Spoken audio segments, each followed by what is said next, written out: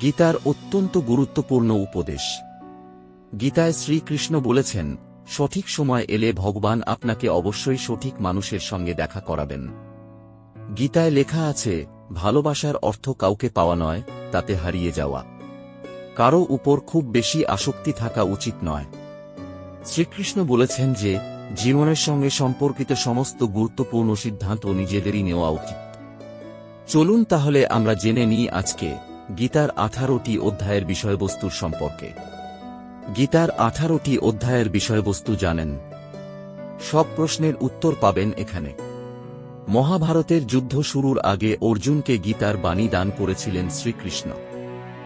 হিন্দু ধর্মের অত্যন্ত গুরুত্বপূর্ণ এই গ্রন্থে জীবনের সব সমস্যার সমাধান মিলবে বলে জানান বিশেষজ্ঞরা। জেনে নিন গীতার 18টি অধ্যায়ের সারাংশ। গীতার প্রথম অধ্যায় অর্জুন বিষাদ যোগ। এতে 46টি শ্লোকের মাধ্যমে অর্জুনের মনস্থিতির বর্ণনা করা হয়েছে। অর্জুন নিজের আত্মীয়দের সঙ্গে যুদ্ধে লিপ্ত হতে চান না। তারপর কৃষ্ণ তাকে কিভাবে সম্মত করান তা এই অধ্যায়ে বর্ণিত আছে। সমস্ত গ্রন্থের মধ্যে শ্রীমদ্ভগবত গীতাকে সবচেয়ে গুরুত্বপূর্ণ মনে করা হয়। এতে জীবনের সার নিহিত রয়েছে। আবার দ্বাপর যুগে কৃষ্ণের সমস্ত লীলার বর্ণনাও পাওয়া যায় গীতায়। অর্জুন ও কৃষ্ণ সংবাদ গীতায় স্থান পেয়েছে।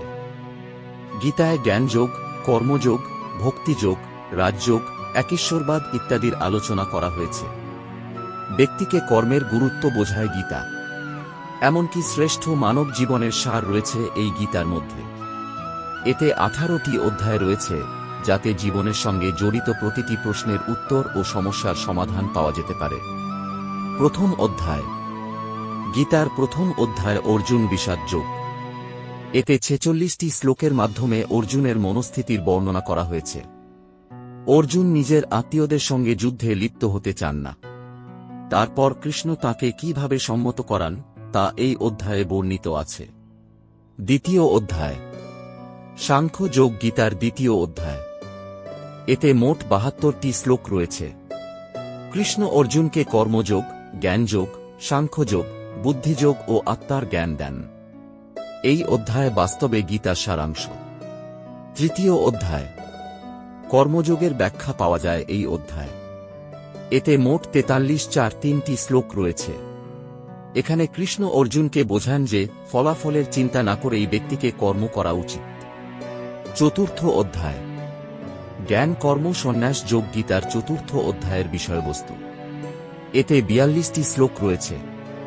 অর্জুনকে কৃষ্ণ বলেন ধর্মপরায়ণের সংরক্ষণ ও অধর্মীদের বিনাশের জন্য গুরুর মাহাত্ম্য অনেক বেশি। পঞ্চম অধ্যায়।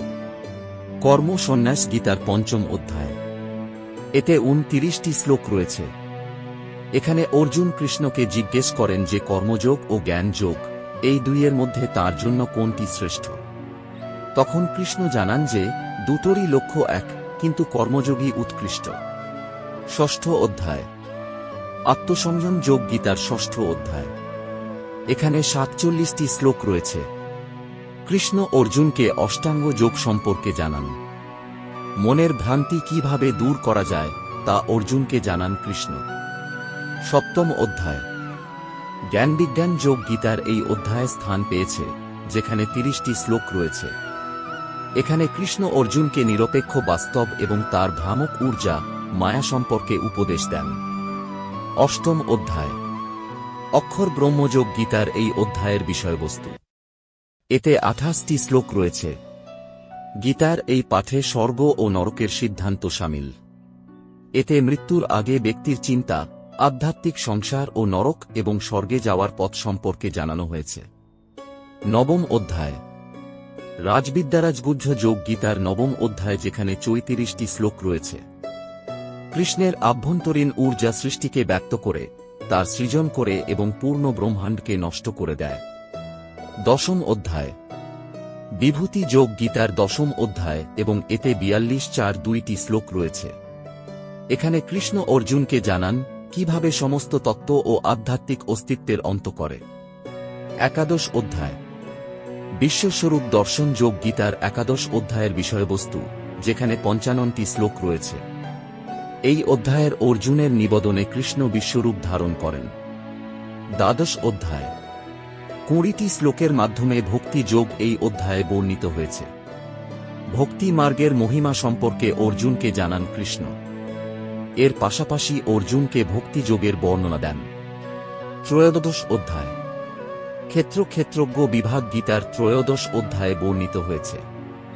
এতে 35-5টি শ্লোক রয়েছে। এতে কৃষ্ণ অর্জুনকে ক্ষেত্র ও ক্ষেত্রজ্ঞের জ্ঞান দেন। পাশাপাশি সত্য, রজ ও তম গুণ দ্বারা উৎকৃষ্ট জনিতে জন্ম নেওয়ার উপায় জানান। চতুর্দশ অধ্যায় 27টি শ্লোকের সাহায্যে গণত্রয় বিভাগ যোগ এই অধ্যায়ে বর্ণিত। এতে কৃষ্ণ সত্য, রজ ও তম গুণ ও মনুষ্যের উত্তম, মধ্যম অন্যান্য গতির সবিস্তার বর্ণনা করেছেন।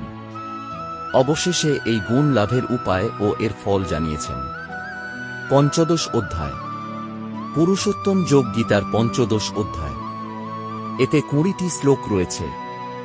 এখানে কৃষ্ণ বলেন যে ঐশ্বরিক প্রকৃতি সম্পন্ন জ্ঞানী পুরুষ সপরকারে আমার ভজন করেন ও অসুর প্রবৃত্তির অজ্ঞানী পুরুষ আমার উপহাস করেন। ষোড়শ অধ্যায় দৈবাসুর সম্পদ বিভাগ যোগ গীতার ষোড়শ অধ্যায়। এখানে 24টি শ্লোক রয়েছে। এতে কৃষ্ণ স্বাভাবিক রীতিতে ঐশ্বরিক প্রকৃতির জ্ঞানী পুরুষ ও অসুর প্রবৃত্তির অজ্ঞানী পুরুষের লক্ষণ সম্পর্কে জানিয়েছেন। সপ্তদশ অধ্যায় শ্রদ্ধাত্রয় বিভাগ যোগ গীতার সপ্তদশ অধ্যায়। এতে 28টি শ্লোক রয়েছে।